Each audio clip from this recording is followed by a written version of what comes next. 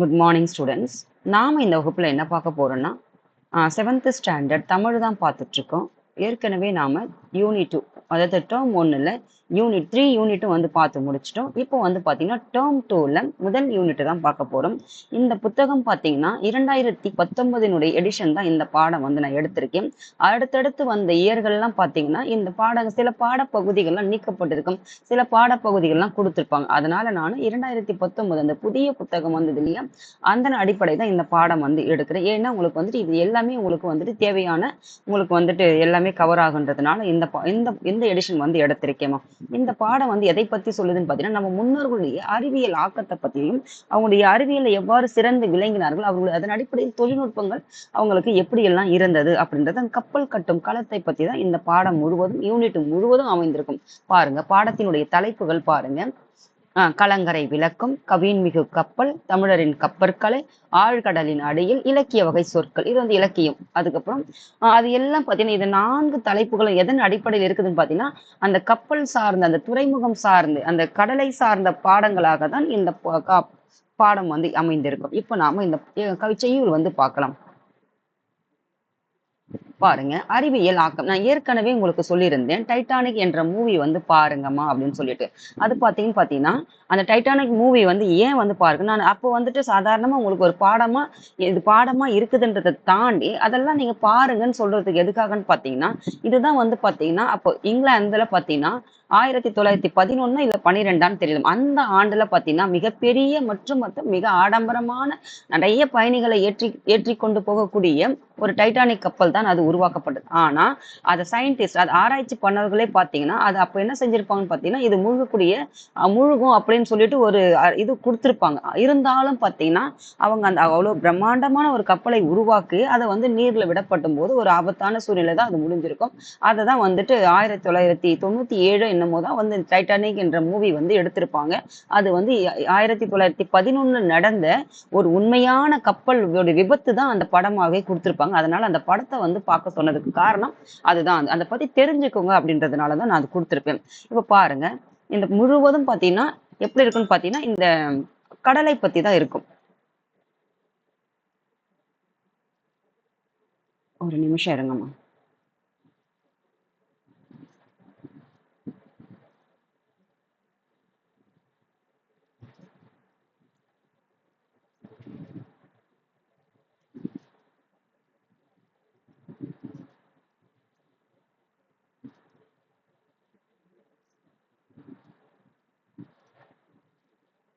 இப்ப பாருங்கம்மா, அதாவது கற்றலை நோக்கங்கள். இந்த பாடத்தை படிக்கிறதுனால நாம என்னெல்லாம் தெரிஞ்சுக்க போறோன்றதை தான் நம்ம பார்க்கறோம். பாருங்க, எப்படி ஒரு பிரம்மாண்டமான ஒரு கப்பல், முன்னோர்கள் வந்துட்டு அவங்களுடைய அறிவியல் ஆக்கப்பூர்வமான கப்பல் கட்டும் கலை எப்படி இருந்ததுன்னு தான் இந்த பாடம் அமைந்திருக்கும்.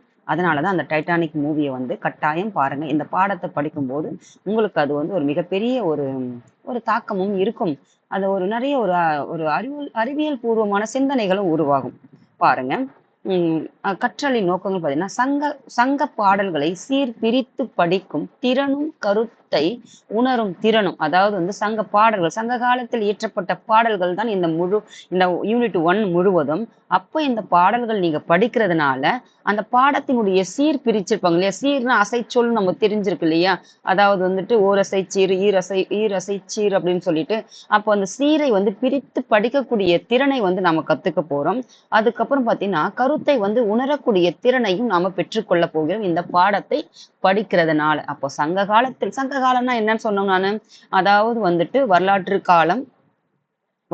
காலம் என்பது எங்க வந்து 0ன்னு சொல்லியிருக்கேன் நானு. ஏன் வந்து 0ன்னு சொல்றேன்னு பார்த்தீங்கன்னா, இங்கதான் வந்து வரலாற்றினுடைய தொடக்க காலம். எல்லா வகுப்புலையும் நான் உங்களுக்கு கொடுத்திருக்கேன். தெரியாதவங்க வரலாறு பாடம் பார்த்தீங்கன்னா 6ஆம் வகுப்புல இருந்து கொடுத்திருப்பேன் பாருங்க. அப்ப வரலாற்றினுடைய தொடக்க காலம் எங்க வந்து வரலாறு வந்து எழுதப்படுகிறதோ அதுதான் வந்து வரலாற்றினுடைய தொடக்க காலம். இது வந்துட்டு முன்னாடி இருந்ததெல்லாம் பார்த்தீங்கன்னா, அவங்க பயன்படுத்திய பொருட்களின் அடிப்படையில இருந்த காலம் தான் இது. இது எழுத்துப்பூர்வமாக கிடைக்கப்பட்ட காலங்கள். அப்போ இங்க இருந்தது எங்க எழுதப்படுதோ அது 0. அப்போ 0க்கு அடுத்து இருக்கிறது 1, 2, 100 வரைக்கும் இப்ப 2021 வரைக்கும் கிபினும் இது முன்னாடி பாத்தீங்கன்னா இது பொது ஆண்டுக்கு பின் இது பொது ஆண்டுக்கு முன் அப்படி இது பொதுவான ஒரு ஆண்டு. ஏன் வந்து பொதுவான ஒரு ஆண்டுன்னு பாத்தீங்கன்னா அதாவது வரலாறு தொடங்கக்கூடிய ஒரு காலமாக பொதுவான ஒரு ஆண்டாகும். ஏன்னா இதற்கும் பொதுவானது முன்னாடிக்கும் பின்னாடிக்கும் பொதுவான ஆண்டாக இதை கணக்கிட்டு தான் வந்துட்டு இந்த காலத்தை சொல்லுவோம். அப்போ 1, 2, 3 எப்போ இது எழுதப்பட்டதற்கு பின்னாடி. அப்போ எழுதப்படுறதுக்கு முன்னாடி பாத்தீங்கன்னா 1, 2, 3 அப்போ கிட்டத்தட்ட 600 நூற்றாண்டுகள் பாத்தீங்கன்னா சங்க காலம்னு சொல்றாங்க. அதுக்கப்புறம் நம்ம படிச்சிருப்போம் களப்பிரர்கள் யார் யாரெல்லாம் வந்தாங்கன்னு அதுக்கப்புறம் நம்ம சென்ற வரலாறு பாடங்கள் முழுவதும் படிச்சு. ஏன்னா சங்க காலம்னா எப்பன்னு உங்களுக்கு தெரிஞ்சுக்கணும். அப்போ இந்த 600 ஆண்டுகளில் இயற்றப்பட்ட பாடல்கள் அனைத்தும் என்னன்னு சொல்லணும் பாத்தீங்கன்னா சங்ககால பாடல்கள் அப்படின்னு சொல்லுவாங்க. அப்போ சங்கம்னா என்னன்னு தெரிஞ்சுக்கணும்னா இந்த காலத்தில் இயற்றப்பட்ட காலம். சங்க காலம் என்பது கிமு 3 அதாவது கிபி 3 600 ஆண்டுகள் தான் வந்து சங்ககாலம். இந்த 600 ஆண்டுகளில் இயற்றப்பட்ட பாடல்கள் தான் சங்ககால பாடல்கள்னு சொல்றாங்க. அப்போ அந்த காலத்துல வந்து சேர சோழ பாண்டிய மன்னர்கள் அவர்களுக்கு கீழே இருந்த புலவர்கள் வள்ளல்கள் இவர்களை பத்தி தான் இந்த 600 ஆண்டு காலங்கள் வந்து பேசப்பட்டிருக்கும் தமிழ் மொழியில. அதுதான் வந்து சங்க காலம் முதல் இக்காலம் வரை. ஏன்னா அப்போதான் பார்த்தீங்கன்னா நமக்கு நூல்கள் எல்லாம் வந்து கிடைச்சிருக்கும். எழுதப்பட்டதோ சரி எழுதப்படாத இந்த மாதிரி பொருட்களின் அடிப்படையிலும் கிடைச்சதும் சொல்லிட்டு காலத்தை வந்து நம்ம பிரிச்சிருக்கோம். அப்போ அதுதான் நம்ம அப்போ அந்த காலத்து இப்ப நாம் இருக்கிறது 2021. அப்போ கிட்டத்தட்ட பார்த்தீங்கன்னா எத்தனை ஆண்டுகளுக்கு முன்னாடி எழுதப்பட்ட பாடல்களை அதை சீர்பிரித்து படிக்கக்கூடிய ஒரு திறன் அந்த ஒரு ஸ்கில்லையும் அதுல இருக்கிற கருத்தையும் உணரக்கூடிய ஸ்கில்லையும் நாம தெரிஞ்சுக்க போறோம் இந்த பாடல் படிக்கிறதுனால அப்படின்றதான் அதனுடைய பொருள். அப்போ தமிழர்களின் கப்பல் கட்டும் தொழில்நுட்ப முறையை இலக்கியங்கள் வழி அதாவது இலக்கணம்னா என்னன்னா கிராமர் இலக்கியங்கள்னு வந்து லிட்ரேச்சர். அப்ப நம்ம படிக்க போறது என்னன்னு பாத்தீங்கன்னா லிட்ரேச்சர் கிராமர் கிடையாது லிட்ரேச்சர். அப்போ இலக்கியங்கள்ல வந்துட்டு எப்படி வந்து நம்ம தமிழ் முன்னோர்கள் வந்துட்டு எத்தனையோ ஆண்டுகளுக்கு முன்னாடி சங்க காலம் என்பது அப்போ கிட்டத்தட்ட எத்தனை ஆயிரம் ஆண்டுகள்னு பாருங்க 2500 ஆண்டுகளுக்கு முன்னாடி பாத்தீங்கன்னா தமிழர்கள் வந்துட்டு கப்பல் கட்டுற துறையிலையும் சரி அந்த கப்பல்ல கடல்ல பயணிக்கக்கூடிய தொழில முறையும் சரி எப்படி வந்துட்டு அவங்க வந்து தன்னுடைய இலக்கிய நூல்கள்ல எப்படி வந்துட்டு எழுதியிருக்காங்க அதை பத்தி நாம வியந்து படிக்க போறோம்னு சொல்லியிருக்கிறாங்க. அதுக்கப்புறம் பாருங்க மொழிபெயர்ப்பு புதினத்தை படித்து மொழிபெயர்ப்பு டிரான்ஸ்லேஷன் அதாவது ஒவ்வொரு மொழியிலிருந்து தமிழ் மொழிக்கோ இல்ல தமிழ் மொழியிலிருந்து இன்னொரு மொழிக்கோ மொழி மாற்றம் அதாவது நமக்கு தமிழ் தெரியும் அப்போ ஆங்கிலம் தெரியாது வேறு எந்த மொழியும் தெரியாது. அப்போ சிறந்த விளங்கக்கூடிய எந்த புத்தகமாக இருந்தாலும் அப்போ தமிழ் மொழியில நமக்கு எழுதப்படும் எளிமையாக இருக்கும் இல்லையா படிக்கிறதுக்கோ புரிதற்கோ. அப்போ அப்படிப்பட்ட ஒரு மொழிபெயர்ப்பு செய்த ஒரு புதினத்தை படித்து அறிந்து கதையை பத்தின சுருக்கமாக சுவைப்பட எடுத்து உரைக்கிறது தான் இதனுடைய இந்த மொழிபெயர்ப்பு. நமக்கு என்ன தெரியும் புரிஞ்சுக்க போறோம். புரிஞ்சதுனால அந்த கதையை வந்து நம்மளால சுருக்கமா நல்ல சுவைப்பட எடுத்துரைக்கும் செய்ய முடியும்ன்றதான் இந்த மொழிபெயர்ப்பின் மூலமாக நம்ம தெரிஞ்சுக்க போறோம்னு சொல்றாங்க. அதுக்கப்புறம் பாத்தீங்கன்னா நம்ம தமிழ் மொழியில பயன்படுத்தப்படும் இலக்கிய வகை சொற்களை அப்போ மொழியில வந்துட்டு எப்படி எல்லாம் இலக்கணம் கிடையாது இலக்கிய வகை சொற்களை பத்தி நாம தெரிஞ்சுக்க போறோம். மொழியில எப்படி வந்து இலக்கிய வகை சொற்களை பயன்படுத்துறாங்க அதை பத்தி நாம தெரிஞ்சுக்க போறது அந்த முதல் யூனிட்ல இருக்கிற கற்றலின் நோக்கங்கள்னு கொடுத்திருக்காங்க. பாருங்க கவிதை பெய் ஒரு போம் தான் வந்து கொடுத்திருக்காங்க. கவிதை பெய் கலங்கரை விளக்கம். கலங்கரை விளக்கம்னா என்னன்னு படிச்சிருப்போம் லைட் ஹவுஸ்ன்னு படிச்சிருப்போம். எங்க இருக்கு லைட் ஹவுஸ்ன்னு சொல்லிட்டு நீங்க ஐஎன்எம் படிக்கும் போது படிச்சிருப்பீங்க லைட் ஹவுஸ். அதுக்கப்புறம் பாத்தீங்கன்னா இது எல்லாம் எங்க இருக்குன்னு பாத்தீங்கன்னா ஒரு கடற்கரையோர பகுதிகளில் தான் இந்த கலங்கரை விளக்கம் இருக்கும். கலங்கரை விளக்கம்னு பாத்தீங்கன்னா அதாவது கடல்ல போறாங்க இல்லையா அந்த கப்பல்ல செல்லக்கூடியவங்களுக்கு ஒரு வழிகாட்டியாக ஒளி கோபுரம் சொல்லுவாங்க. அதாவது வழிகாட்டியாக அமைந்து இப்ப கடல்ல வராங்க கடல் முழுக்க நீர்ல இருக்கும் போது இப்போ ஒரு இருள் சூழ்ந்த பகுதியில எதுவுமே தெரியாது எந்த திசையில போகணும் எந்த திசையில திரும்பணுன்றது பயணிக்கணும்ன்றது கடல்ல தெரியாது. ஆழ்கடல் பகுதியில போயிட்டு எங்க தெரியும் நம்ம சின்ன ஒரு நீர்நிலை பகுதியிலேயே வழி தெரியாம திணறுவோம். அப்போ மிகப்பெரிய கடல் நம்ம படிச்சிருப்போம். ஒரு பகுதி தான் வந்துட்டு மொத்தம் வந்துட்டு உலகம் வந்துட்டு எப்படி இருக்குதுன்னு நீங்க படிச்சிருப்பீங்க. என்ன என்ன என்ன என்ன வடிவத்தில் இருக்குதுன்னு படிச்சிருப்பீங்க. அப்போ ஒரு பகுதி தான் என்ன இருக்குதுன்னு பாத்தீங்கன்னா நிலம் இருக்கு. அப்போ மீதி 3 பகுதி நீர் இருக்குதுன்னா அப்போ இந்த நீர்ல கப்பல் பயணிக்கும் போது திசை அறியாது இல்லையா அந்த திசையை காட்டக்கூடிய ஒரு கோபுரமாகத்தான் எது இருக்குதுன்னு பாத்தீங்கன்னா இந்த கலங்கரை விளக்கம் இருக்குது. அந்த கலங்கரை விளக்கத்தை பத்தி தான் அதனுடைய சிறப்பை பத்தி தான் நாம தெரிஞ்சுக்க போறோம். அதை உருவாக்கின நம்முடைய முன்னோர்களுடைய அறிவியல் கண்ணோட்டத்தை தான் இந்த பாடத்துல வந்து அமைஞ்சிருக்குமா.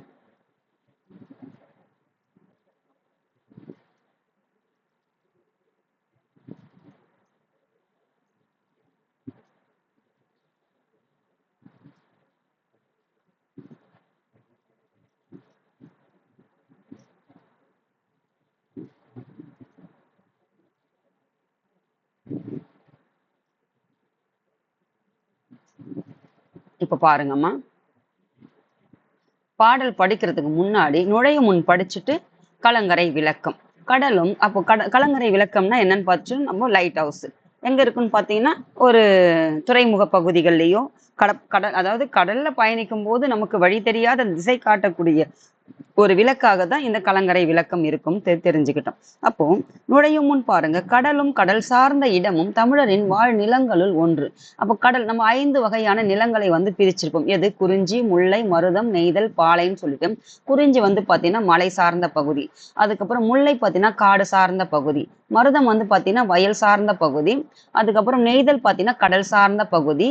பாலை என்பது என்ன பார்த்தீங்கன்னா பாலைவனத்தை சார்ந்த பகுதி. அப்போ இந்த நெய்தல் நிலத்தை மக்கள் தான் பார்த்தீங்கன்னா யார் இருப்பாங்க பார்த்தீங்கன்னா இந்த கடல் பகுதியை சார்ந்த மக்களாக இருப்பாங்க. அப்போ கடலும் கடல் சார்ந்த இடமும் பார்த்தீங்கன்னா நம்ம தமிழுடைய வாழ் நிலங்கள் 5 வகை நிலங்களில் ஒன்றாக இது கடல் சார்ந்த பகுதியாக இருக்குது. அது எந்த நில மக்கள்னு பார்த்தீங்கன்னா நெய்தல் நில மக்கள்னு சொல்லிட்டு படிக்கலாம். அப்போ கடலோடு வாழ்ந்த நம் தமிழர் எதனோடு வாழ்ந்தாங்க? கடலோடு வாழ்ந்த நம்ம மக்கள் தம் தொழில்நுட்ப அறிவால் களம் படைத்து, களம்னா என்னதுன்னு பார்த்தீங்கன்னா கப்பல். களம்னா என்னது? கப்பலை வந்து படைக்கிறாங்க தன்னுடைய தொழில்நுட்ப அறிவால. இப்போ இந்த களம் இருக்குது, இவங்களுடைய வாழ்வியல் நம்ம எப்படி வந்துட்டு மருத நிலம்னா வந்து இப்போ நம்ம இருக்கிற இந்த இந்த நம்ம வசிக்கிற பகுதி தான் வந்து மருத நிலம். காடு கிடையாது, மலையும் கிடையாது, நம்ம இருக்கிற ஒரு சமவெளி பகுதியில தான் நம்ம வசிக்கிறோம். அப்போ சமவெளி பகுதியில் நம்ம வசிக்கிறோம்னா நம்ம எதை பயன்படுத்துறோம்? ரோடு டிரான்ஸ்போர்ட் தான் நம்ம பயன்படுத்துறோம். அப்போ இந்த கடலோட பகுதியில வசிக்கிற மக்கள் வந்துட்டு அவங்க பயணிக்கணும்னா கடல்ல தான் பயணிக்கணும். அப்போ இந்த கடல்ல பயணிக்கணும் நம்ம எவ்வாறு நம்ம பயணிக்க முடியும்? இந்த நீர்ல நம்ம எப்படி போயிட்டு போக முடியும்? அப்போ எந்த மாதிரி தொழில்நுட்பத்தை பயன்படுத்தினா இந்த நீர்ல நம்ம பயணித்து அடுத்த பகுதிகளுக்கு நம்முடைய பயணம் இருக்கணும் அப்படின்றத ஒரு சிந்தனையால உருவான ஒரு தொழில்நுட்பம் தான் பாத்தீங்கன்னா இந்த கலங்கரை விளக்கமாக இருக்கட்டும், இந்த கப்பலாக இருக்கட்டும். களம்னா என்னது? கப்பல். அப்போ அந்த கப்பலை படைத்து அதனை கொண்டு மீன் பிடித்தும், மீன் எல்லாம் பிடிப்பாங்க. களம் என்ன செய்யறது? அதாவது தோணின்னுவாங்க, படகுன்னுவாங்க. அதுக்கப்புறம் பாத்தீங்கன்னா நிறைய பெயர்கள்லாம் இருக்கும் கப்பலுக்கு. அந்த மாதிரி நிறைய பெயர்கள் கொண்டு உருவாக்கப்பட்டதுதான் அதாவது கப்பலுக்கு நிறைய பெயர் இருக்குது இல்லையா? அந்த மாதிரிதான் ஒரு களம் என்பது படைத்து அதனை கொண்டு மீன் பிடிக்கிறது, மீனும் பிடிச்சாங்க. அதுக்கப்புறம் வணிகமும் செய்ய வந்தாங்க. ஏன்னா இங்க இருந்து டிரான்ஸ்போர்ட் அங்கிருந்து பல நாடுகளுக்கு வந்து வணிகம் எங்க ஆரம்பிச்சதுன்னு பாத்தீங்கன்னா முதல்ல கடல் வழியாகத்தான் ஆரம்பிக்கப்பட்டதுன்னு தெரிஞ்சிருக்கும். நமக்கு எப்படி வந்துட்டு வாஸ்கோடா காமா இவங்க எல்லாம் நம்ம இந்தியாவை வந்து கண்டுபிடிச்சாங்கன்னு நம்ம படிச்சிருக்கோம். அப்போ வாழ்ந்து வந்தனும் கடற்பயணம் சென்று கரை திரும்ப கடல்ல பயணிக்கிறாங்க. அப்ப போறாங்க, போயிட்டே இருக்க முடியும். அப்ப திருமணம் இல்லையா? அப்படி திரும்ப கரை திருமணம்னா எந்த பகுதியோ இங்கிருந்து கடல் பகுதியில ஆரம்பிக்கிறாங்க. ஒரு பகுதிக்கு போறாங்கன்னா அந்த கரைக்கு போகணும்னா அப்போ அங்க இருக்கிற அந்த கரைக்கு திருமணம்னா அவங்க கண்ட தொழில்நுட்பம் தான் இது கலங்கரை விளக்கம். இது குறித்து சங்க பாடல் விளக்குவதை காண்போம். அப்போ 2500 ஆண்டுகளுக்கு முன்னாடியே நம்ம முன்னோர்கள் வந்து பாத்தீங்கன்னா கடல்ல இருக்கிற அந்த கலங்கரை விளக்கத்தை பத்தி தன்னுடைய பாடல்ல வந்து கொடுத்துருக்காங்கன்னு சொல்லிட்டு அந்த சங்ககால பாடலுடைய மதிப்பை தான் நாம இந்த பாடலின் வழியாக தெரிஞ்சுக்க போறோமா.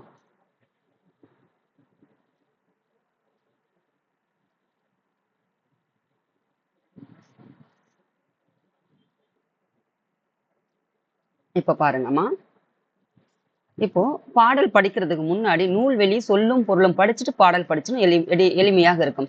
கடியலூர் உருத்திரன் கண்ணனார் சங்ககால புலவர். அப்ப கடியலூர் உருத்திரன் கண்ணனார் என்பவர் யாருன்னு பாத்தீங்கன்னா சங்க காலம் 600 ஆண்டுகள் சொன்னேன். அந்த ஒரு காலத்தில் அப்ப எந்த காலம்னு இவருடைய வாழ்ந்த காலம் பாத்தீங்கன்னா முதலா 2ஆ அப்படின்னு சொல்லிட்டு கிமுவா கிபுவா இதை பத்தி நீங்க தெரிஞ்சு இங்க எழுதி வச்சுக்கோங்க. சங்க கால புலவர் தான் இந்த கடியலூர் உருத்திரன் கண்ணனார். இவர் கடியலூர் என்னும் ஊரில் வந்து வாழ்ந்திருப்பார். எந்த ஊர்? கடியலூர் என்னும் ஊரில் வந்து வாழ்ந்தவர் தான் இந்த கடியலூர் உருத்திரன் கண்ணனார். இவர் 10 பாட்டில் உள்ள பெரும் பானாற்று படை, பட்டினப்பாலை போன்ற நூல்களை வந்து இயற்றிருக்கார். அப்ப 10 பாட்டு 8 தொகை என்ற நூல்களுக்கு 10 பாட்டுல 10 நூல்களும் 8 தொகையில் 8 நூல்களும் 18 நூல்கள் தான் வந்து 14 மேற்கணக்கு. அப்ப 14 மேற்கணக்கு நூல்கள் என்பது என்னன்னு பாத்தீங்கன்னா சங்க காலத்துல இயற்றப்பட்ட இந்த 600 ஆண்டு காலத்துல இயற்றப்பட்ட நூல்கள் தான் இந்த 10 8 சங்ககால நூல்கள் அப்படின்னு சொல்லுவோம். அப்ப 12 மேற்கணக்கு நூல்கள், 18 கீழ்கணக்கு என்று பாத்தீங்கன்னா இந்த சங்க காலத்திற்கு அப்புறம் 600 ஆண்டு காலத்துக்கு அப்புறம் இயற்றப்பட்ட நூல்கள் தான் என்னன்னு பாத்தீங்கன்னா 14 கீழ்கணக்கு நூல்கள்னு சொல்லுவோம். அப்போ இந்த 14 கீழ்கணக்கு நூல்கள்லாம் எதுன்னு பாருங்க. நம்ம திருக்குறள் எல்லாம் பாத்தீங்கன்னா 14 கீழ்கணக்கு நூல்கள்ல இயற்றப்பட்டது. ஏன்னா இந்த கிபி 600 300ம் இந்த கிமு 300ம் இந்த 600 ஆண்டு காலத்துக்கு அப்புறம் இயற்றப்பட்டதுதான் 14 கீழ்கணக்கு நூல்கள். இதற்கு பிறகு எழுதப்பட்ட இதெல்லாம் நீதி நூல்களே நிறைய இருக்கும். 18ல 11 நீதி நூல்களை நம்ம படிச்சிருப்போம். அதை பத்தி தான் நம்ம வந்து அதாவது என்னன்னு ஒரு சின்னதா தெரிஞ்சுக்கணும். அதுக்கப்புறம் இவர் இயற்றியது 2 பாடல்கள். 10 பாட்டுல எத்தனை பாடல்கள் பார்த்தீங்கன்னா பெரும்பானாற்றுப்படையும் பட்டினப்பாலையும் என்று 2 நூல்களை வந்து எழுதியிருக்கிறார். அதுக்கப்புறம் பார்த்தீங்கன்னா பெரும்பானாற்றுப்படையின் பாட்டுடை தலைவன் தொண்டைமான் இளந்திரையன். அப்போ பெரும்பானாற்றுப்படை என்ற நூல்ல பாட்டுடை தலைவன் யாருன்னு பார்த்தீங்கன்னா அந்த பாட்டோட ஹீரோ. அதாவது ஒரு படம் இருக்குதுன்னா அந்த படத்துல ஹீரோ இருக்குன்னா அந்த ஹீரோவை மையமாக வைத்துதானே அந்த படமே இருக்கும். அதே மாதிரிதான் இந்த பெரும்பானாற்று பாடத்தினுடைய ஒரு பெயரே வச்சுக்கோங்க. இது நூலுடைய ஒரு சினிமா உரிய பெயர்னே வச்சுக்கோங்க, பெரும்பானாற்று படை. அதனுடைய கதாநாயகன் கேரக்டர், அதாவது ஒரு ஹீரோ யாருன்னு பாத்தீங்கன்னா பாட்டுடைய தலைவன் யாருன்னு பாத்தீங்கன்னா தொண்டைமான் இளந்திரையன். அப்ப தொண்டைமான் இளந்திரனை பத்தி தான் இந்த பாடல் வந்து அமைந்திருக்கிறது. எப்படி ஒரு படம் பாக்குறோம்னா அந்த படத்தை அந்த ஹீரோவை மையமாக வைத்தான ஒரு படம், கதை வந்து அப்புறம் சொல்றது. ஆனா அதுல மையமா இருக்கிறது யாரு? ஒரு ஹீரோ இருப்பார். அதை பத்தி தான் அந்த ஹீரோ யாருன்னு பாத்தீங்கன்னா தொண்டைமான் இளந்திரையன் தான் இந்த பாட்டுடைய தலைவன். அப்போ இந்த நூலின் பாத்தீங்கன்னா 346, அதாவது 346 முதல், அதாவது நம்ம நிதி அமைச்சர் படிச்ச மாதிரி தப்பா படிக்க வந்துட்டேன் நானும். 346 முதல் 351 வரை உள்ள அடிகள் பாத்தீங்கன்னா நமக்கு பாடப்பகுதியாக தரப்பட்டுள்ளது. அப்போ மொத்தம் எத்தனை பாடல்கள் வந்துட்டு அந்த பாடல்ல வந்து இருக்கும். ஆனா இங்க கொடுக்கப்பட்ட அந்த பாடல் அடிகள் பாத்தீங்கன்னா 346 இருந்து 351. அப்போ எத்தனை பாடல் அடிகள்னு பாருங்க. இந்த அடிகள் மட்டும்தான் நமக்கு பாடப்பகுதியில கொடுத்திருக்காங்க அப்படின்னு சொல்லிருக்காங்க. அப்போ மொத்தமா எத்தனை பாடல் அடிகள் வந்துட்டு இந்த பெரும்பானாற்று படையில இருக்குதுன்றது தேடி பார்த்து எழுதி வச்சுக்கணும். அப்போ வள்ளல் ஒருவரிடம் பரிசு பெற்று திரும்பும் புலவர். அப்போ வள்ளல்னா யாரு? கடை 7 வள்ளல்கள் நம்ம படிச்சிருப்போம். பாரி, ஓரி, காரி, ஆழ், அதியன் அப்படின்னு சொல்லிட்டு 7 கடை 7 வள்ளல்கள் வந்து படிச்சிருப்போம். அந்த வள்ளல்னா யாரு? கொடுக்கக்கூடிய கொடைத்தன்மை கொண்டவர்கள் தான் வள்ளல். அப்படிப்பட்ட வள்ளல் கிட்ட போயிட்டு பாட்டு பாடி பரிசு பெறுவாங்க யாரு? புலவர்கள். அப்படி பரிசு பெற்ற புலவர் பாத்தீங்கன்னா பாணர் போன்றோர் அந்த வள்ளலிடம் சென்று பரிசு பெற பிறருக்கு வழிகாட்டுவதாக பாடப்படுவதன் ஆற்றுப்படை இலக்கியம். பாணர்னா யாரு? பாட்டு பாடுவாங்க. இவர் வந்து புலவரும் பாட்டு பாடுவாரு. ஆனா பாணர் என்பவர் யாருன்னு பாத்தீங்கன்னா இந்த நெய்தல் நிலத்தில் இருக்கிற மக்கள் தானே பாட்டு பாடிக்கொண்டே ஆடுறவங்க தானே பாணர்னு சொல்லுவாங்க. அப்ப பாட்டும் பாடி ஆடவும் செய்வாங்க. அவங்களதான் பாணர்னு சொல்லுவாங்க. இவங்க எந்த மக்கள் பாத்தீங்கன்னா நெய்தல் நிலத்தை சார்ந்த மக்கள். இவங்களை போயிட்டு நீ போ, நான் போயிட்டு அந்த வள்ளல் கிட்ட போயிட்டு பரிசு எல்லாம் வாங்கிட்டு வந்துட்டேன் அப்படின்றது அந்த புலவர் வந்துட்டு அவங்களுக்கு கைட் பண்றாரு, வழிகாட்டுறாரு. நான் மட்டும் பெற்ற இன்பம், யான் பெற்ற இன்பம் பெருக இவ்வையகம். இது யாரோட கூற்றுன்னு பாருங்க. எந்த ஒரு என்ன சொல்றது, சித்தர், எந்த சித்தர் சொன்னாருன்னு பாருங்க. அவருக்கு என்ன சிறப்புன்னு பாருங்க. அந்த சித்தருடைய வரிகள் தான் இது. யான் பெற்ற இன்பம் பெருக இவ்வையகம் அப்படின்ற. அதே மாதிரி நான் மட்டும் போயிட்டு பரிசு வாங்கிட்டு வரல, நான் நிறைய பரிசு பாட்டு பாடி வாங்கிட்டு வந்தேன். அதே மாதிரி போயிட்டு நீங்களும் அந்த வள்ளல் கிட்ட போனீங்கன்னா நிறைய பரிசு வாங்கிட்டு வருவீங்க அப்படின்னு சொல்லிட்டு பிறருக்கு வழிகாட்டுவதாக பாடப்படுவதுதான் எதுன்னு பாத்தீங்கன்னா ஆற்றுப்படை இலக்கியம். ஆற்றுப்படை இலக்கியங்கள் எத்தனைன்ட்டு பாருங்க. மொத்தம் 10 பாட்டு நூல்ல 10 பாட்டு. அதுல ஆற்றுப்படுத்துவதாக, ஒருத்தருக்கு வழிகாட்டுவதாக, ஒருத்தரை கைட் பண்ணுவதாக இருக்கக்கூடிய பாடல்கள் நூல்கள் எத்தனைன்னு சொல்லிட்டு இங்க எழுதி வச்சுங்க. அப்போ ஆற்றுப்படை இலக்கியங்கள் எத்தனைன்ட்டு எழுதி வச்சுக்கோங்கம்மா. அதுக்கப்புறம் பாருங்க, இது தெரிஞ்சுக்கணும். தெரிந்து தெளிவும் 10 பாட்டு நூல்கள் படிச்சோம் இல்லையா, என்னன்னு பார்க்கலாம். அப்போ அந்த ஆற்றுப்படை இலக்கியங்கள் எத்தனைன்ட்டு இதுல எழுதி வச்சு எதெல்லாம் வந்து ஆற்றுப்படை இலக்கியங்கள், மற்றதெல்லாம் என்னன்ட்டு அப்புறம் பார்த்துக்கணும். அப்ப திருமுருகாற்றுப்படை, பொருணர் ஆற்றுப்படை, பெரும்பானாற்றுப்படை, சிறுபானாற்றுப்படை, முல்லைப்பாட்டு, அதுக்கப்புறம் பாத்தீங்கன்னா மதுரை காஞ்சி, நெடுநெல் வாடை, குறிஞ்சிப்பாட்டு, பட்டினப்பாலை, மலைப்படுகடம். அதாவது பெரும்பானாற்றுப்படையும் அதுக்கப்புறம் பட்டினப்பாலை, இதுதான் வந்துட்டு இவர் இயற்றிய பாடல்கள் நூல்கள். இப்போ பாருங்க, தமிழ் கொஞ்சம் தெளிவா படிங்கம்மா. நான் வந்துட்டு அதாவது ஸ்கூல் பிள்ளைங்க 6th 7th 8th 9th 10th இந்த பிள்ளைங்களை வந்து நான் ஹேண்டில் பண்ணியிருக்கேன். இந்த பிள்ளைங்களை தமிழ் வாசிக்கும் போது பார்த்தீங்கன்னா எழுத்துக்குட்டி அந்த தமிழ் எழுத்துக்களே தெரியாம அவ்வளோ எல்லாம் கஷ்டப்பட்டு தமிழ் எழுத்துக்களே தெரியாம அந்த பிள்ளைங்க படுறது ஒரு 10 பிள்ளைங்களை பார்த்தீங்கன்னா 2 பிள்ளைங்களுக்கு எழுத்து கூட தெரியாம அந்த மாதிரி பிள்ளைங்களை படுது. ஆல் பாஸ்ன்னு ஒன்று கொண்டு வந்ததுனால பிள்ளைங்களை அடிக்கவும் எப்போ நம்மளாம் சின்ன பிள்ளைங்களை முட்டி போட்டு, லேட்டா வந்தா முட்டி போட்டு, ஹோம்ஒர்க் செய்யலாம் முட்டி போட்டு வெளியே நிற்க வச்சு எப்போ வந்துட்டு அந்த குச்சி என்று எடுக்கிறது ஆசிரியர் எப்போ வந்து ஆசிரியர் மேல தண்டனை வந்து விதிக்கப்பட்டதோ அதுல இருந்து பசங்க எல்லாம் பாத்தீங்கன்னா இப்படிதான் ஆயிட்டாங்க. அப்போல்லாம் நாமெல்லாம் படிக்கும்போது பார்த்தீங்கன்னா, எல்லாத்தையும் அது ஒரு ஆசிரியருக்கு உண்டானது அவர் வேலை என்ன அது பணிகளை அதெல்லாம் பசங்கலாம் பெருசா எடுத்துக்க மாட்டாங்க. நம்ம பொத்தி பொத்தி பிள்ளைங்கள வந்துட்டு அடிக்காம, திட்டாம வளர்த்ததுனால, ஒரு சின்ன அவ்ளோ சென்சிட்டிவா பசங்க இருக்கிறதுனால தான் எதையும் ஃபேஸ் பண்ணக்கூடிய சக்தி வந்து, திராணி வந்து இன்னைக்கு பசங்களுக்கு கிடையாது. ஏன்னா பார்த்தீங்கன்னா, நம்ம பசங்கள அந்த அளவுக்கு பொத்தி பொத்தி சின்ன சின்ன விஷயங்கள் கூட அவங்க எல்லாத்தையும் நம்ம சாட்டிஸ்ஃபேக்ஷன் குடுத்து குடுத்து அவங்கள எதுக்குமே அவங்க ஏங்காத மாதிரி எந்த ஒரு அதாவது அவங்களுக்கு எல்லாமே கிடைக்கக்கூடிய ஒரு மனநிலைமை வச்சிருக்கிறதுனால பசங்க எதுக்குமே ஃபேஸ் பண்ண முடியாம இருக்கிறாங்க. நான் என்ன சொல்ல வரேன்னா, பசங்களுக்கு வந்துட்டு ஆம், இந்த என்ன சொல்ல வந்தனே மறந்துட்டேன்மா பேசிட்டே அப்படி. இந்த படிக்கும்போது மறுபடியும் சொல்றேன் உங்களுக்கு.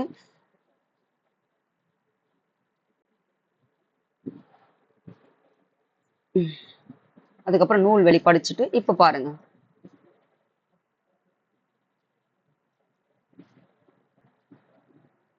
ஆ, அதாவது அந்த எழுத்துப்பிழை இல்லாம படிக்கிறதுக்கு பிள்ளைங்களுக்கு அப்ப இருந்தது. ஏன்னா கரெக்ட்டா எல்லாமே வந்துட்டு ஒரு ஒரு குழந்தைங்கள வந்து நல்ல ஒரு அடிச்சோ, திட்டியோ பண்ணதுனால கரெக்ட்டா இருந்தாங்க பிள்ளைங்க வந்துட்டு. ஆனா இப்ப நம்ம என்ன செஞ்சுட்டோம், பிள்ளைங்க மேல கைய வச்சா கேஸு, பிள்ளைங்க ஏதாவது ஒண்ணு நடக்க தான் செய்யுது. அதனால எல்லாமே வந்துட்டு பார்த்தீங்கன்னா, ஆல் பாஸ்ன்னு ஒண்ணு குடுத்ததுனால, தமிழ் பிள்ளைங்களுக்கு வந்து தமிழ் மீடியமே படிக்கிற பிள்ளைங்களா இருந்தாலும் சரி, தமிழ் வாசிக்கக்கூடிய அந்த தமிழ் எழுத்துக்கள் தெரியாம இருக்கிறாங்க பிள்ளைங்களே. ஆனா, தற்போதையான நிதி அமைச்சர் பார்த்தீங்கன்னா, அந்த நிதி மசோதாவை வந்துட்டு அவர் வந்துட்டு தாக்கல் செய்யப்பட்ட போது, அவர் வாசிச்ச அந்த வாசிப்பு இருக்குது பாருங்க. அதாவது அவரு 2 மணி நேரம் வாசிச்சாரா, 3 மணி நேரம் வாசிச்சாரான்னு தெரியாது. ஆனா, அதாவது ஒருத்தருடைய பேச்சு வந்து நமக்கு இப்ப நான் தப்பு தப்பா படிச்சேன்னா உங்களுக்கு கேட்கறதுக்கு எப்படி இருக்கும்? எரிச்சலா இருக்காதா? அதே மாரி தான் யாரா இருந்தாலும் சரி, நம்ம பெரிய ஒரு பொசிஷன்ல இருக்கோம்னா, நம்ம தப்ப வந்து நம்ம சரி பண்ணிக்கணும். இப்ப நம்ம இத நாளைக்கு நான் வாசிக்க போறேன்னா, அத நான் நெறைய முறை பிராக்டிஸ் பண்ணா தான் அத தெளிவா என்னால படிக்க முடியும். ஆனா அந்த தப்ப வந்து தமிழ்நாட்டுல பிறந்துட்டு, தமிழ் கூட படிக்க முடியாம, ஒரு நிதித்துறை அமைச்சராக வந்துட்டு அத பொறுப்பேத்து, அது வாசிக்கக்கூடிய தப்பு வந்து சுட்டிக்காட்டும்போது, அது ஏத்துக்கக்கூடிய குணப்பக்குவம் இருக்கணும். ஏன்னா, தப்பு நம்ம மேல இருக்கும்போது. அப்போ ஒரு சின்ன புள்ளையே தப்பா தமிழ வந்து வாசிக்கும்போது வருத்தப்பட்ட நான், இன்னைக்கு ஒரு சட்டமன்றத்திலேயே ஒரு நிதித்துறை அமைச்சராக இருந்து, தமிழை வந்துட்டு தமிழையும் சரி, அல்லது எண்ணையும் சரி, எண்ணென்ப ஏனை எடுத்தென்ப இவ்விரண்டும் கண்ணென்ப வாழும் உயிருக்கு அப்படின்றது போல, இந்த எண்ணையும் எழுத்த படைத்த வள்ளுவர் பார்த்தீங்கன்னா, எண்ணுக்கு அப்புறம் தான் நம்ம படிச்சிருப்போம். கம்ப்யூட்டர்ல வந்துட்டு தமிழ் எழுத்துக்களை பதிவேற்றம் செய்யணும். அது எண்களின் அடிப்படையில் தான் பதிவேற்றம் பண்ணியிருப்போம்னு சொல்லிட்டு நம்ம படிச்சிருப்போம். அப்ப அந்த தமிழ் எண்ணை குறைக்கிறதுக்கு அது எண்ணுடைய வரிசை எழுத்துக்களுடைய சீர்திருத்தம் பண்ணது யாருன்னு பார்த்தீங்கன்னா, பெரியார் அவர்கள் வந்து படிச்சிருப்போம். அப்போ அந்த அளவுக்கு பார்த்தீங்கன்னா, எண்ணையும் சரி, எழுத்தையும் சரி, அதன் அடிப்படையில் தான் அமைந்தது. அப்ப எண்ணையும் அவருக்கு வாசிக்க தெரியல, எழுத்தையும் அவருக்கு வாசிக்க தெரியல. அப்ப எப்படி அவர் வந்து ஒரு நிதி அமைச்சரா ஆனாருன்றது தெரியல. அதனால நல்ல நம்ம ஒரு விஷயம் நாம இப்ப எனக்கு ஒரு புதுசு தான். ஆனாலும் நம்ம என்ன செய்யணும்? அதுக்காக நம்ம அந்த எஃபோர்ட் போடணும், உழைக்கணும். நம்ம அந்த இடத்துக்கு வந்தாச்சு. ஏதோ ஒரு எப்படியோ ஒண்ணு வந்துட்டோம். வந்துட்டோம்னா, நம்ம அதற்கான ஒரு வழியில வந்து நம்மள தயார்படுத்திக்கணும். அதாவது நம்ம தயார்படுத்திட்டு போயிட்டு அந்த பொசிஷன்ல உட்கார்றதுக்கும், அதாவது அது கிடைச்சிட்டா அத நம்ம அதுக்கு உண்டான வழியில நம்ம தயார் பண்ணிக்கிறதுக்கு ரொம்ப வித்தியாசம் இருக்குது இல்லையா? இப்ப அந்த மாரி ஒரு சூழ்நிலை தான் தமிழ்நாட்டினுடைய சட்டமன்றமே இருக்குது. அது ஸ் அ ஐயா அது அது சகோதரர் சி.எம். உட்பட சொல்றேன். வாசிப்பு திறனே இல்ல. அதுக்காக தான் நான் எல்லா வகுப்புகளையும் உங்களுக்கு சொல்லியிருப்பேன். வாசிப்பு திறன் இருக்கலன்னா படிக்கவே முடியாது. தமிழ் மொழியே வாசிக்க திறன் இல்லன்னா, நம்ம எப்படி அடுத்த மொழியை வந்து நம்ம வந்து வாசிக்கக்கூடிய திறன் கிடைக்கும் பாருங்க. அதனால என்ன சொல்றேன்னா, எப்பவும் சரி எந்த பாடமா இருந்தாலும் நல்லா வாய்விட்டு சத்தமாக வந்து வாசிப்பு திறனை வந்து வளர்த்துக்கோங்க. நீங்க எவ்வளவு வந்துட்டு தமிழ் எழுத்துக்களை உச்சரிக்க தான் உங்களுக்கு அந்த பேசக்கூடிய மொழியாகட்டும், இல்லாட்டி நம்ம பேசக்கூடிய வார்த்தைகளாகட்டும் நல்ல ஒரு தெளிவான வார்த்தைகளாக வந்து நம்ம வாயிலிருந்து வரும். அவர் வந்து சொல்லியிருப்பாரு, எனக்கு வந்து அறிவு மொழி தெரியும், அன்பு மொழி தெரியும், இரக்க மொழி தெரியும் அப்படின்னு சொல்லிட்டு, ஆனால் தமிழ் மொழி தெரியாது அப்படின்னு சொல்லிட்டு. இதெல்லாம் பார்க்கறதுக்கு அன்னைக்கு வேடிக்கையா சட்டமன்றமா இது என்னன்ற மாதிரி ஒரு சிரிப்பா தான் இருந்தது. அதனால நல்ல ஒரு பொசிஷன்ல வந்திருக்கீங்க. ஏதோ ஒரு நோக்கத்துல எப்படியோ ஒண்ணு வந்துட்டீங்கன்னா நீங்க தான் தயார்படுத்திக்கணும். இப்போ டிஎன்பிஎஸ்சி படிக்கிற பிள்ளைங்க தன்னை எப்படி தயார்படுத்திக்கிட்டு அந்த எக்ஸாம போயிட்டு அட்டெண்ட் பண்ணிட்டு அதை கிளியர் பண்ணிட்டு அந்த போஸ்டிங் போறாங்களோ அதே மாதிரி நீங்க அதாவது அந்த நோக்கமே அந்த தகுதியோ இல்லாம வந்துட்டாங்க. அதாவது அதோட எதிர்பார்ப்பே இல்லாம வந்தவங்க அப்ப தன்னை எதிர்படுத்திக்கணும் இல்ல, அவங்கள படுத்திக்கணும் இல்ல. அதுதான் இப்ப இருக்கிற தமிழ்நாட்டினுடைய சூழ்நிலை. அதனால தமிழை வந்துட்டு கொல்லாம தமிழ் மொழியை வந்து அழகா தெளிவா எப்படி ஒரு எல்லா எழுத்துக்களை விட அப்படி சிறந்த ஒரு உச்சரிப்பு கொண்ட தமிழ் மொழி என்ன செய்யணும், பிழை இல்லாம வந்துட்டு வாசிக்கிறதுக்கு யாரு பார்த்தாலும் சரி என்னுடைய அன்பு வேண்டுகோளா வச்சுக்கிட்டு, இனிமே இதை படிக்கிறவங்க கொஞ்சம் சத்தம் போட்டு வாய் விட்டு படிச்சீங்கன்னா ஒரு 10 நாளைக்கு ப்ராக்டிஸ் பண்ணி பாருங்க. அதுக்கடுத்து நீங்களே வந்து அடுத்தவங்களுக்கு சொல்லிக் கொடுக்குற அளவுக்கு இருக்குங்க. அதனால வந்து தமிழ் மொழியை கொல்லாம தெளிவா படிக்கிறதுக்கு எந்த மொழியாக இருந்தாலும் சரி, அதை நம்ம நல்லா கொஞ்சம் கொஞ்சம் பழக்கப்படுத்தணும். அது எப்படின்னு சொல்றது, ப்ராக்டிஸ் மேக்ஸ் எ மேன் பர்ஃபெக்ட்னு சொல்லுவாங்க இல்லையா? அதனால எந்த ஒரு செயலாக இருந்தாலும் சரி, அது நம்ம செய்ய செய்ய பயிற்சி பண்ண பண்ண தான் நமக்கு அதனுடைய ஒரு ஒரு நல்ல ஒரு அதில் வந்து ஒரு வலிமையா பெற முடியும். அதனால தமிழ் மொழியை வந்து நல்லா வந்து உச்சரிக்க கத்துக்கோங்கம்மா. பாருங்க, சொல்லும் பொருளும் பாருங்க. மதலை மதலை எனக்கும் ஒரு பெரிய எக்ஸ்பர்ட் வந்து கிடையாது, இருந்தாலும் சொல்றேன்.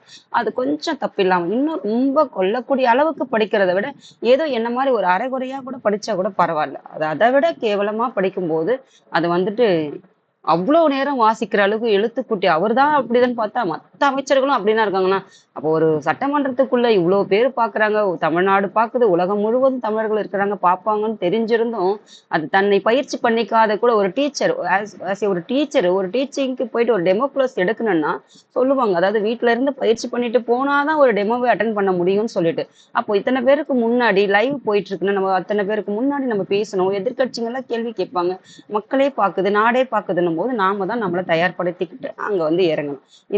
இது வரைக்கும் நடந்ததுன்னா கூட கிட்டத்தட்ட 2 மாதங்கள் ஆயிட்டு. அப்ப அந்த வாசிப்பு திறனை நம்ம பேசுவோம், வாசிப்போம்னு தெரியும் போது ஸ்லாங் வேற, நம்ம பேசக்கூடிய மொழி அந்தந்த வட்டார மொழி, அதாவது ரீஜனல் மொழி என்பது வேறு, ஆனா தமிழ் உச்சரிப்பு என்பது எல்லாருக்கும் ஒன்றுதானே.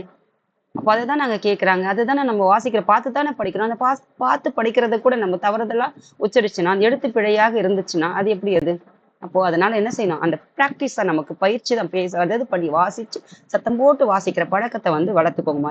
இந்த பாக்குறது இந்த சேனல் என்னுடைய வகுப்பை கவனிக்கிற பிள்ளைங்களுக்கு என்னுடைய அன்பான வேண்டுகோள். பாருங்க, இப்போ மதலைனா என்னன்னு பாத்தீங்கன்னா தூண். அதாவது மிகப்பெரிய தூண். அந்த காலத்துல பாத்தீங்கன்னா கூரை வீடோ இல்லாட்டி பாத்தீங்கன்னா ஓட்டு வீடுகள்ல பாத்தீங்கன்னா தூண் இருக்கும். இப்பெல்லாம் பில்லர்ன்னு சொல்றோம், மாடி வீடுகளுக்கு அந்த தூண்கள் தான் வந்துட்டு மதலைன்னு சொல்றாங்க.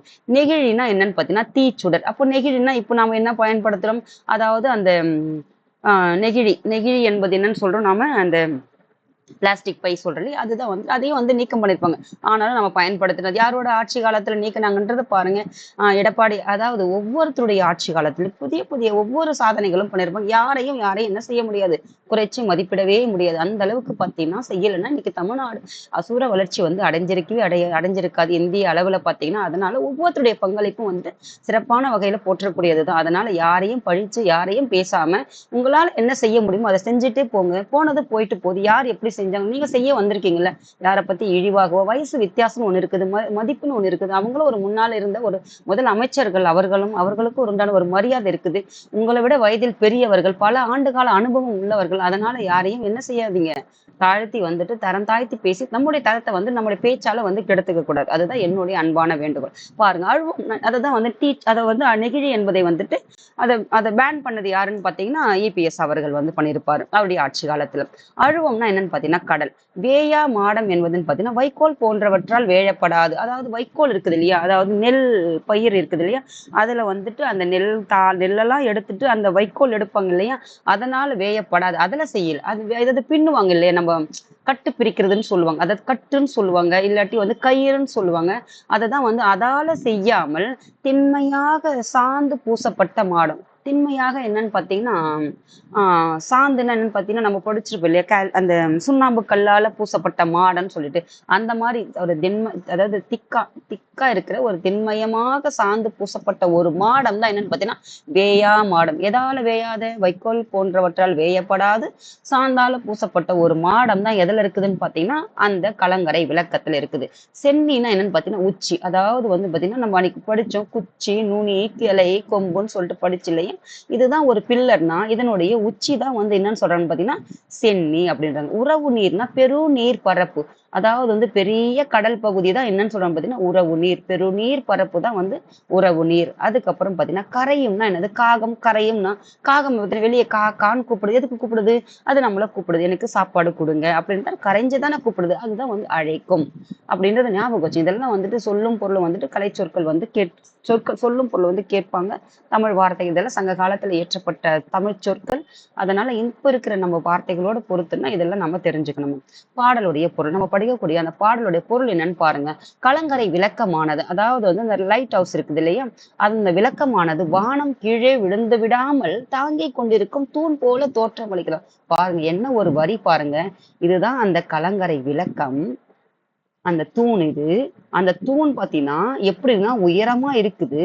வானம் இங்க இருக்குதுன்னா, இந்த வானம் வந்துட்டு கீழ விழாத அளவுக்கு இந்த வானத்தையே தாங்கி பிடிக்கிற ஒரு தூண் போல இருக்குதாம் இந்த கலங்கரை விளக்கம். பாருங்க எப்படி ஒரு வார்த்தை வாசகத்தை எப்படி வந்துட்டு 25,000மோ 2,500 ஆண்டுகளுக்கு முன்னாடி பார்த்தீங்கன்னா, எப்படி வந்து பாடல்கள வந்து கொண்டு வந்து குடுத்துருக்காங்க பாருங்க. ஏணி கொண்டு ஏற முடியாத உயரத்தை கொண்டிருக்குது. அப்போ இப்படிப்பட்ட தூண் நம்ம ஒரு மாடி வீடு கட்டுறோம்னா, ஏணி கொண்டு ஏறுவோம். அதுக்கப்புறம் இப்பல்லாம் வந்து நெறைய ஆ என்ன சொல்றது? ட்ரோன் மூலியமாலாம் மிகப்பெரிய இதெல்லாம் போயிட்டு பொருள்லாம் அங்கெல்லாம் அனுப்பிடுறாங்க. ஆனா அப்பல்லாம் பார்த்தீங்கன்னா ஏணி தான். அப்போ இந்த உயரம் எப்படின்னா, ஏணி போட்டு ஏறக்கூட முடியாத அளவுக்கு உயரத்தை கொண்டு இருக்கிறதுனால, அந்த அளவுக்கு உயரமா இருக்குது. ஒரு ஏணி போட்டு கூட ஏற முடியாத அளவுக்கு உயரமாக இருக்குது. எது? இந்த கலங்கரை விளக்கம் அப்படின்னு சொல்றாங்க. அதுக்கப்புறம் பாருங்க, வேயப்படாமல்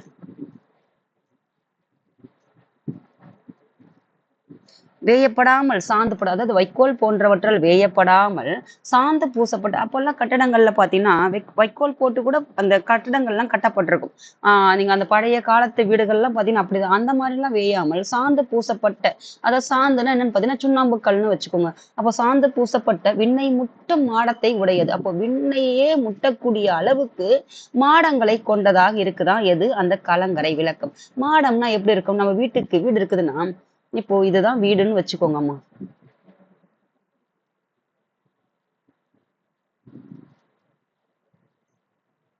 இதுதான் வீடுன்னு வச்சுக்கோங்க. இந்த வீட்டு பகுதியில இங்க மாடம் வச்சிருப்பாங்கன்னு பார்த்திருக்கீங்களா? விளக்கு ஏற்றுறதுக்கு. அந்த மாரி மாடத்த தான் இங்க சொல்றாங்க. எப்படி இருக்காம்?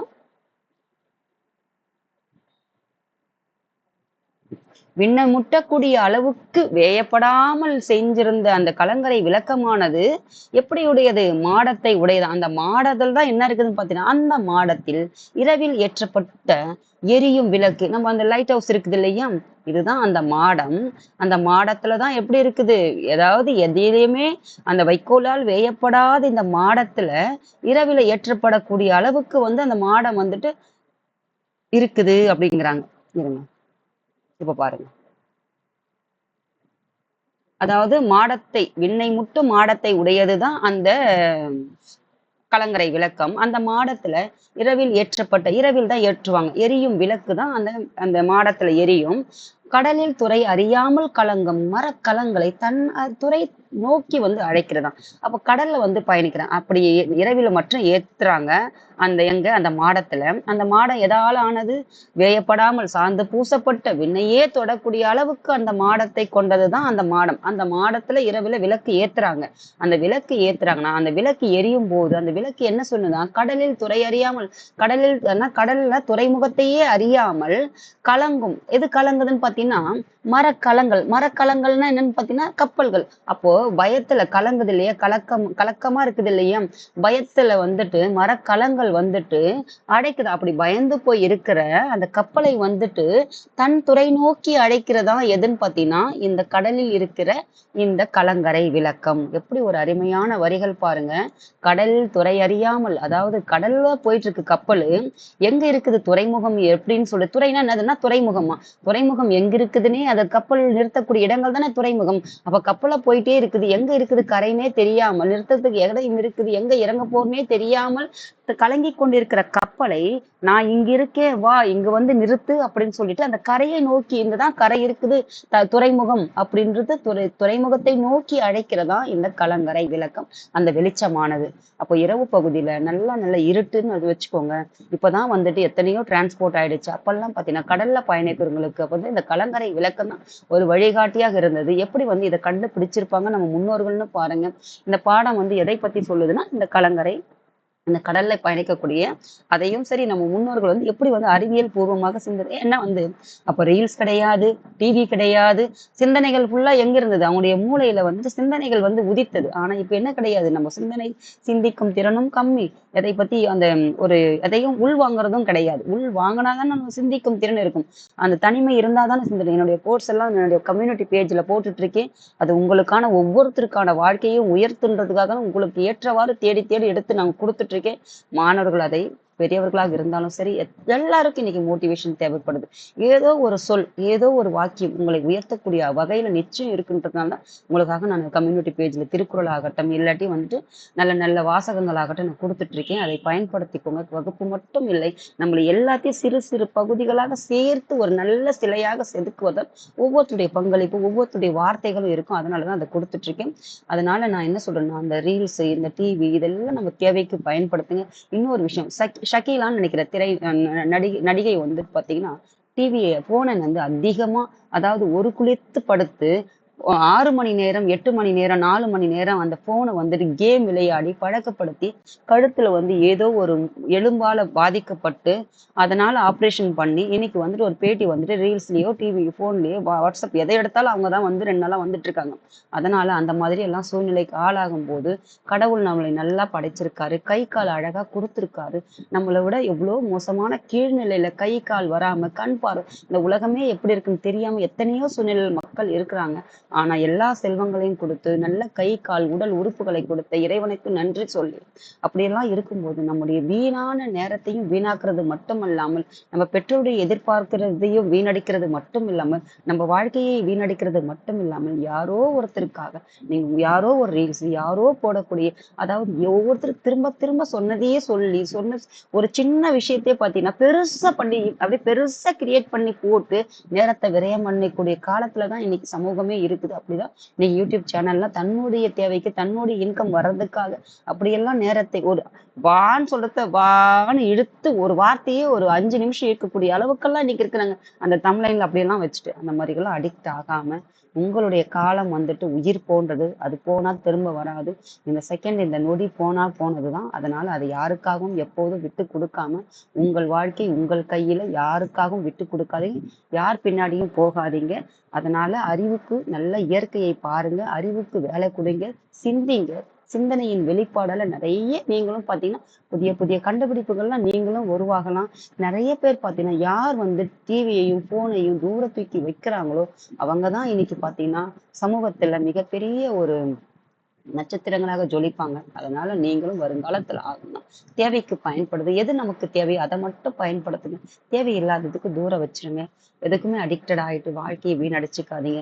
அதுதான் சொல்றாங்க. இதே மாதிரி நம்ம போனை பார்த்து பார்த்து நம்முடைய மூளைக்கே வேலை கொடுக்கறது போனா, இன்னும் 10 ஆண்டுகள் இல்ல 15 ஆண்டுகள்ல நம்முடைய ஒரு அனைவருடைய நிலைமை எப்படி இருக்குன்னு யோசிச்சு பாருங்கம்மா. அதனால நல்ல விஷயத்துக்கு மட்டும் பயன்படுத்துங்க. நல்லதை வந்துட்டு தூரமா வச்சுட்டு காது கொடுத்து நல்ல விஷயங்களை கேளுங்க. கண்ணை கொடுத்து அது மூளை அஃபெக்ட் ஆயிட்டு அது பிளைண்டா அதை நம்ப ஆரம்பிக்கும். அதாவது ஒண்ணே ஒண்ணு ஒண்ணு சொல்றேன் பாரும்மா.